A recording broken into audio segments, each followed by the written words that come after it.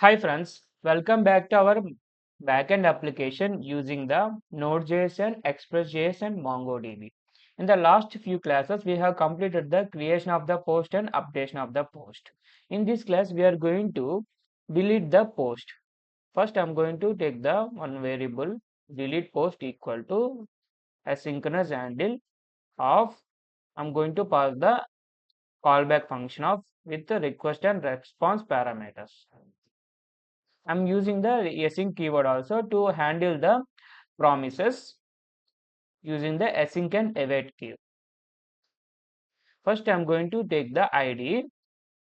In the deletion of the post, it requires only the ID, post ID only, not requires other things.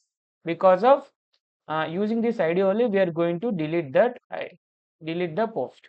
Here, how in the update post we have taken the ID request.params from the same like we are going to take the ID also. Here request.params and check the first post is exist or not. Post is available in the our mongodb or not. For that const post equal to it is a await post dot find by id of id. We are going to pass the my id post id. If this it will give the null. If condition is satisfied, if this gives the null means I'm going to throw a error. Throw new API error of 404 post not available or not found. We are going to write the message called post is not found.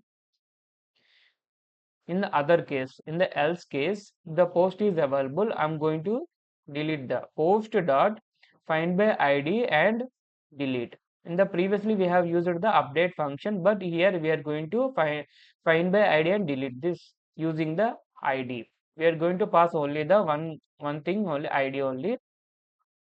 Using this id, it will going to delete, and it is also gives the response deleted post equal to await. Don't forget to use the await keyword because of it is a promise. And first check this whether the we are getting the deleted object or deleted post or not. First we are going to check the using the condition. If condition, if this not, it will give the null means I'm going to throw a error, throw new API error of 400 comma post deletion failed. Post deletion failed. Post deletion failed. And in the other case, suppose my deleted post is deleted successfully, I'm going to return the response of response.status of 200.json of I'm going to return new API response 200 of I'm going to pass the my empty object, and I'm going to pass the message called post deleted successfully.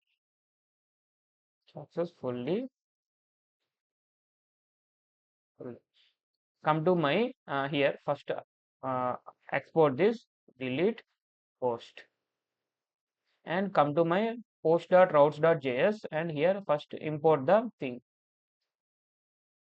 delete post, and here in the route section router.route of slash post slash column id dot delete of delete post. Come to my postman after completion giving the routes. Come to my postman. Here in the post section, the post folder, click on the right click on this and add the request.